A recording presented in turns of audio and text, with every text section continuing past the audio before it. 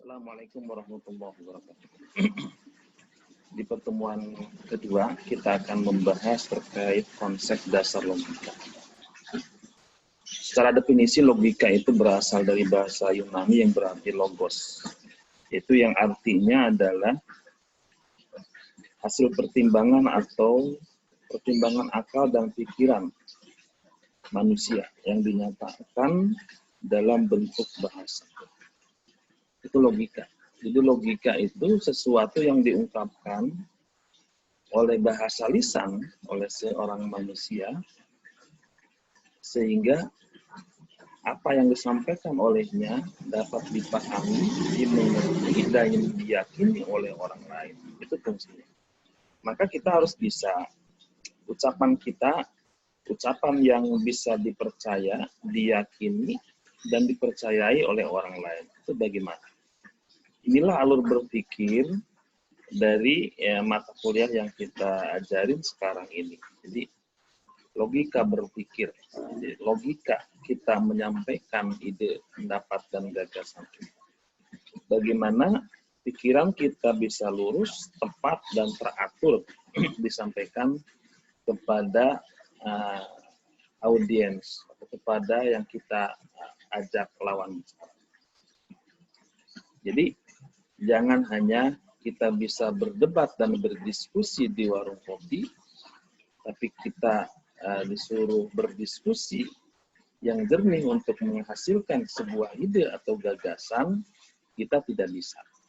Maka ini semua mahasiswa, karena udah ranahnya sarjana, harus memahami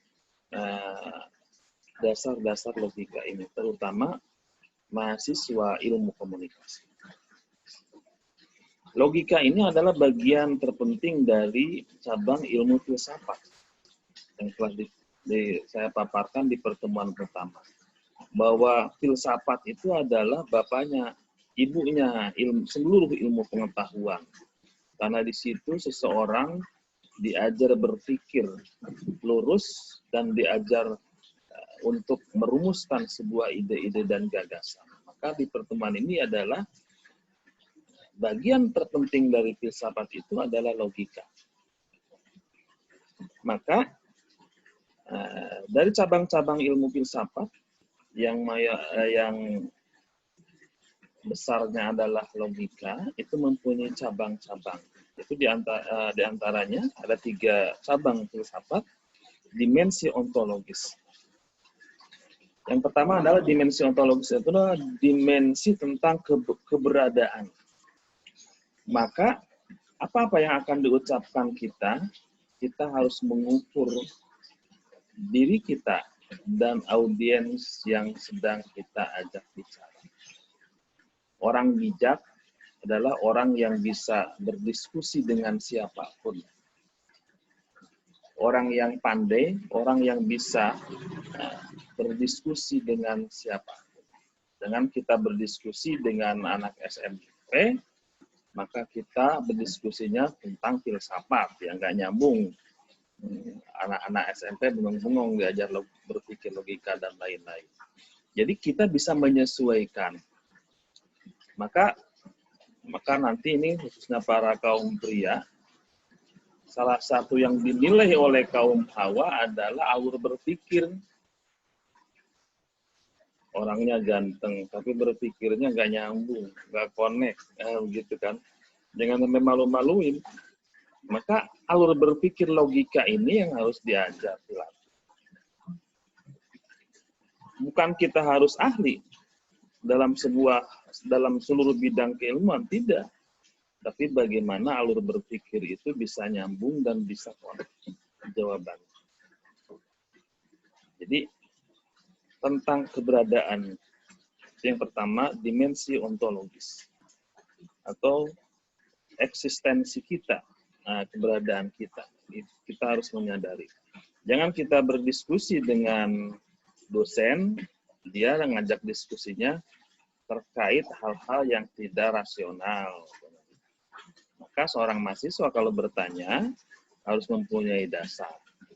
Bagaimana kita bisa mengungkapkan ide dan gagasan yang mempunyai dasar? Maka kita harus membaca tema-tema yang akan kita diskusikan.